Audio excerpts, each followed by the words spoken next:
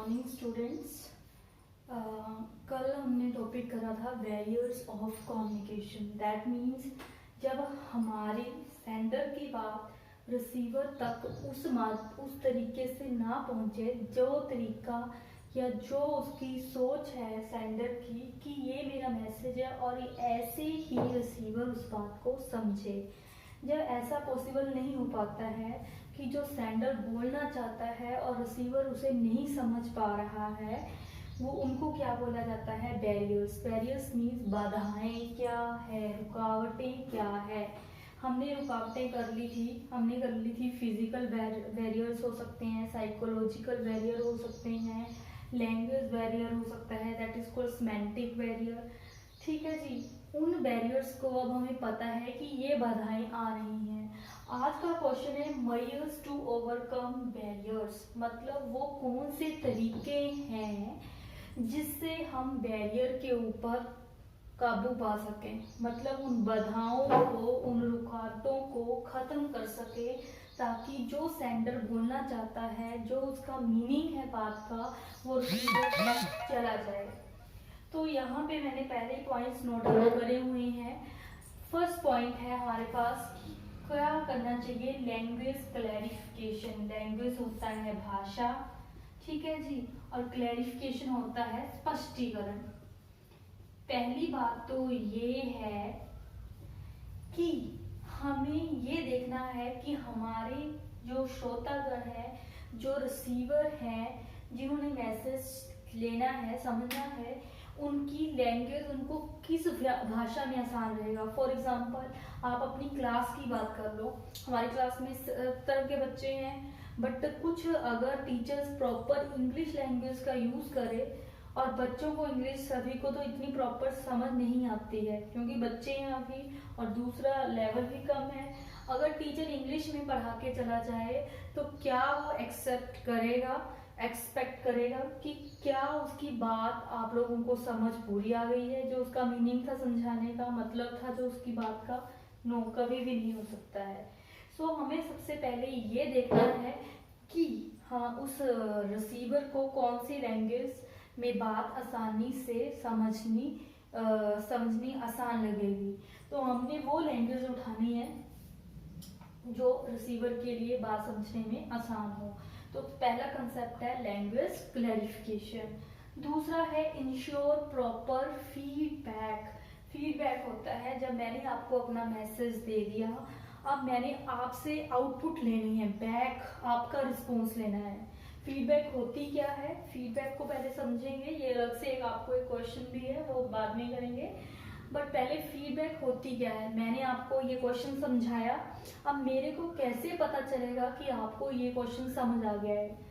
तो मैं क्या करूंगी, अब जैसे मैंने ये पॉइंट्स उठाए हैं, आपको समझाए हैं, अब आप इनको जो मैंने समझाया हुआ है नोटबुक पे कॉपी करेंगे कि मैडम ने इस पॉइंट के बारे में ये समझाया है, और आप मेरे को रिटन नोट्स भेजोगे। जो आप वो रिटन नोट्स इस मैसेज को, इस क्वेश्चन को समझ के मेरे को वापस भेजोगे, वो मेरे लिए क्या आएगी? आपकी फीडबैक। फीडबैक क्या होती है? जब सेंडर रिसीवर को मैसेज दे रहा है, रिसीवर उसका वापस रिस्पॉन्स जो सेंडर को भेजता है, उसको बोला जाता है फीडबैक, वापस फीड देना।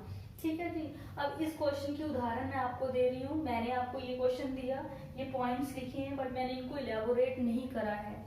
जब मैं इनको समझा दूंगी, आप इनको इलेबोरेट करके मेरे को वापस भेजोगे, वो मेरे लिए क्या होगी? फीडबैक। मेरे को समझ आएगा इन मैसेज क्वेश्चंस पॉइंट्स को जब आप लिखोगे कि आपको मैसेज वही क्लियर हुआ है जो मैंने आपको समझाया है। तो इस पॉइंट का मतलब क्या है? इंश्योर करना प्रॉपर फीडबैक, कि प्रॉपर फीडबैक हमें मिलनी चाहिए, वो बहुत ही जरूरी है। तभी सेंडर को समझ पाता है, सेंडर को पता चल पाता है कि क्या उसका मैसेज पॉजिटिव तरीके से वापिस गया है या नेगेटिव उसमें गया है। ठीक है जी। नेक्स्ट है कंसिस्टेंसी ऑफ मैसेज। कंसिस्टेंसी होता है फिक्स, मतलब ये नहीं है कि पहले मैंने कुछ आपको और बात बताई, फिर उसके बाद मैंने उसको चेंज कर दिया, तभी क्या होता है? बैरियर्स बन जाता है। अगर मैं अपनी बात को चेंज करती रहूंगी तो जो रिसीवर है, समझने वाला है, ऑब्वियसली वो भी उसको क्या कर पाएगा? समझ नहीं पाएगा। तो मैसेज क्या होना चाहिए हमारा, कंसिस्ट, एक जैसा ही उसका मीनिंग निकलना चाहिए, चाहे मैं उसको 10 बार दे रही हूँ, चाहे 20 बार आपको बता रही हूँ, बट उसका मीनिंग जो है वो चेंज नहीं होना चाहिए। फोर्थ है be a good listener. Listener होता है सुनने वाला। कम्युनिकेशन दो पहिए से चलती है, पहला है बोलने वाला, दूसरा है सुनने वाला। अगर बोलने वाले ने प्रॉपर अपना मैसेज दे दिया, I am the sender, you are the receiver, मैंने समझा दिया, प्रिपेयर करा ये क्वेश्चन, आपको अच्छे से समझा दिया, बट मेरी कम्युनिकेशन सक्सेसफुल तभी होगी जब सामने वाला जो है एक अच्छा लिसनर है। कम्युनिकेशन तभी पॉसिबल है जब उसमें श्रोतागण जो है गुड लिसनर होना चाहिए, अच्छा सुनने वाला होना चाहिए। अगर आप मेरी बात को, चाहे मैं इतने अच्छे से आपको पॉइंट क्लियर करवा रही हूँ, बट अगर आप सुन ही ध्यान से नहीं पा रहे हैं तो मेरी कम्युनिकेशन सक्सेसफुल नहीं रहेगी।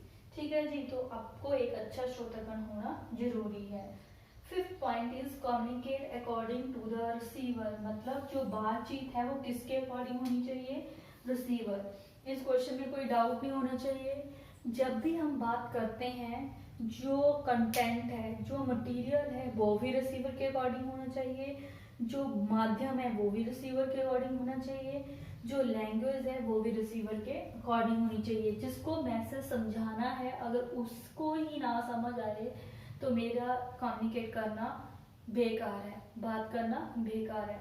तो किसके अकॉर्डिंग होनी चाहिए हमारी हर चीज, रिसीवर के अकॉर्डिंग, ताकि उसको समझना, उसको पढ़ना, उसको देख के फीडबैक देना आसान हो। Sixth and last, clarifying ideas before communication.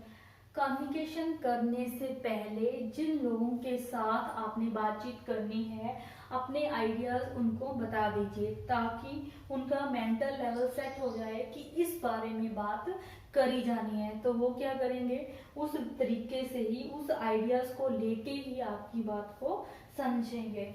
तो मैं फिर से रिपीट करूंगी, मेजर्स टू ओवरकम बैरियर।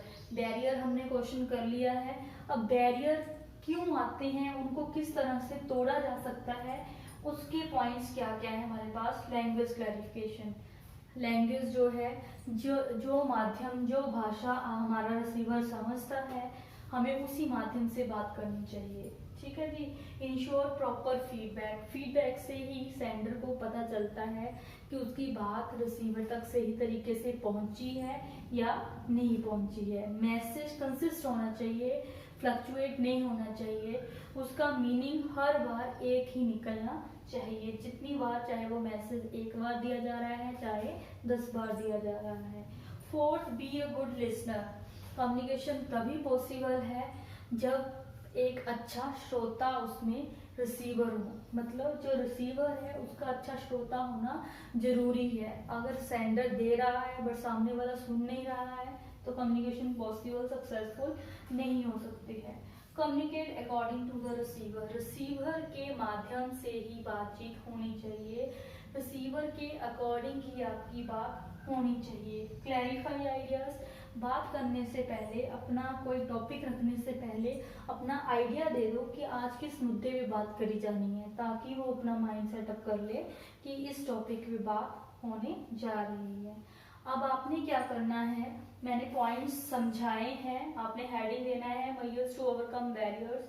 ये 6 पॉइंट्स ऐसे लिखने हैं, एक्सप्लेनेशन हेडिंग देके इनको हिंदी या इंग्लिश में जैसा आपको लगता है उसमें आपने इसको एक्सप्लेन करके मेरे को फीडबैक भेजनी है। फिर मैं चेक करूंगी कि सही लिखा है, तो उसको आपने सेव कर लेना है इस क्वेश्चन को। ठीक है जी, थैंक यू वेरी मच।